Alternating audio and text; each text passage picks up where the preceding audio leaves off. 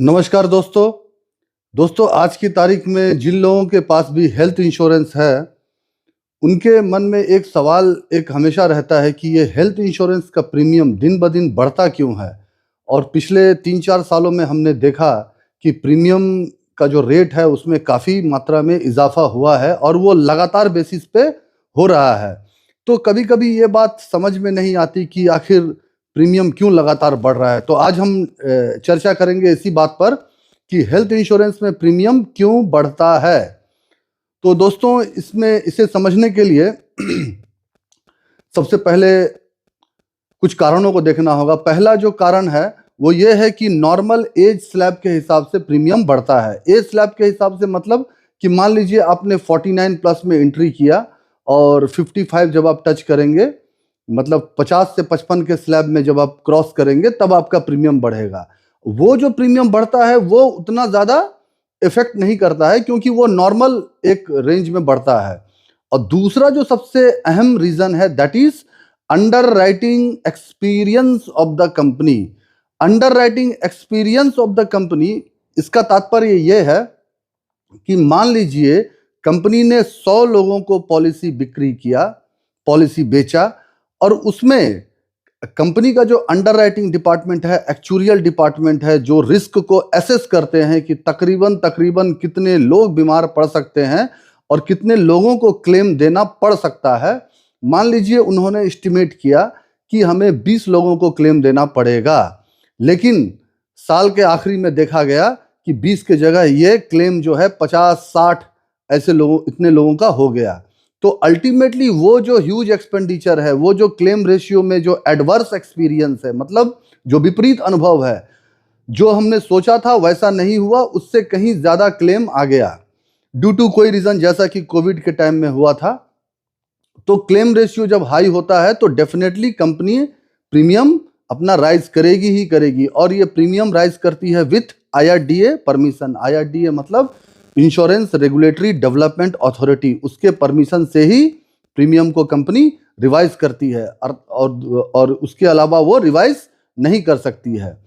इसके अलावा कुछ और कारण है जो खुली आंखों से दिखाई नहीं पड़ता है बट वो प्रीमियम में इफेक्ट डालता है। वो रीज़न है कि कस्टमर्स का मौलिक सिद्धांत, हेल्थ इंश्योरेंस का जो मौलिक सिद्धांत है उससे कभी कभार भटक जाना। कहने का मतलब ये है कि मान लीजिए कि आज हमने हेल्थ पॉलिसी लिया, हेल्थ इंश्योरेंस पॉलिसी लिया, तो जाहिर है हम ये सोचते हैं कि कल का डेट में कोई अगर बड़ी बीमारी हो गई, छोटी बीमारी हो गई तो इसमें मुझे मदद मिलेगा। लेकिन शुरू में जब हेल्थ इंश्योरेंस आया था तो कस्टमर लोगों ने क्या किया कि लगातार जो है इस बात का डिमांड करने लगे कि हमें ईयरली हेल्थ चेकअप का एक कॉस्ट मिलना चाहिए। क्योंकि होता क्या है कि जब हम 3-4 साल पॉलिसी को रन करते हैं और हमें कुछ नहीं होता, क्लेम नहीं होता है, तो ऐसा लगता है कि पैसा मैंने बेफजूल का जा रहा है। और इस रीज़न से क्या होता है कि हम हेल्थ चेकअप का हम डिमांड करते हैं। तो उससे क्या हो गया, कंपनियों ने हेल्थ चेकअप फैसिलिटी अपने पॉलिसी में इंक्लूड किया। अब एक कंपनी जब इंक्लूड किया तो जाहिर है मार्केट में कंपटीशन है, दूसरी कंपनी भी इंक्लूड करेगी। तो ये जो एक्सपेंडिचर है ईयरली हेल्थ चेकअप का, ये एक्सपेंडिचर कौन बियर करेगा? अल्टीमेटली कस्टमर्स ही बियर करेंगे। तो उनके प्रीमियम के ऊपर में ये लोड आएगा। दूसरा, प्रेगनेंसी एक्सपेंडिचर का डिमांड।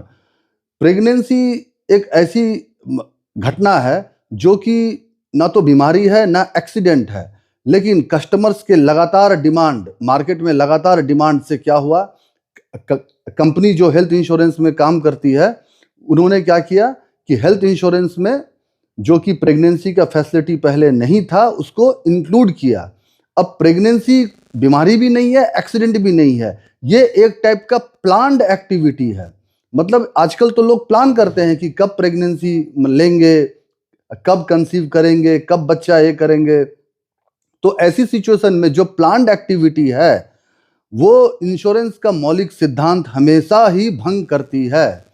तो इसमें क्या हो गया, जो अब एक कंपनी अपनी पॉलिसी में जब इंक्लूड करती है प्रेगनेंसी को तो मार्केट में कंपटीशन है, दूसरी कंपनी भी इंक्लूड करेगी प्रेगनेंसी को, प्रेगनेंसी एक्सपेंडिचर को।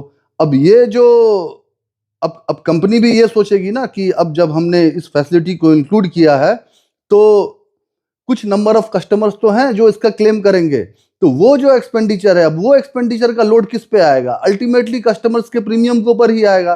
तो इस तरह से मौलिक सिद्धांत से हट करके demand plus under writing experience of the company, ये सब रीजन मिला के कुल मिला के कंपनियों को बाध्य करती है कि अपने प्रीमियम को वो बढ़ाए। तो आई थिंक मैं इस मैटर को क्लियर कर पाया, और इसके नेक्स्ट वीडियो में मैं बताऊंगा कि ये प्रीमियम बढ़ने का, लगातार जो बढ़ने का सॉल्यूशन क्या है, क्योंकि हेल्थ इंश्योरेंस रहना चाहिए, इस बात पे कोई विवाद नहीं है। आज के डेट में अगर एक middle class family without health insurance अगर है तो वो बहुत ही बड़े रिस्क में है। तो इसका मैं सॉल्यूशन बताऊंगा कि ये बढ़ता हुआ प्रीमियम में क्या करना चाहिए। Thank you very much.